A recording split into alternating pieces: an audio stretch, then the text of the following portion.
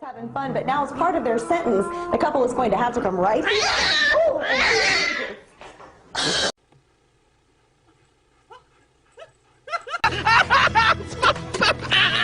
You love it. You love it.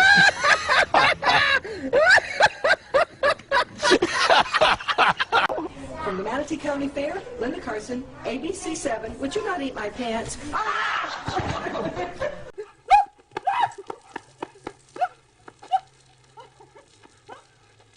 Two of the dogs are in isolation at Hanover Animal Control. They're still looking for the other two. Meanwhile, other livestock owners...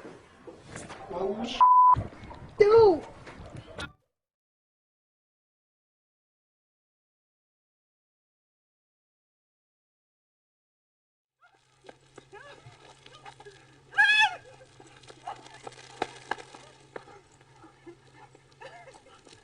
Several schemes sprang up to take advantage of the financial potential of these birds. One scheme promised investors a 50% return on their investment within 1 year.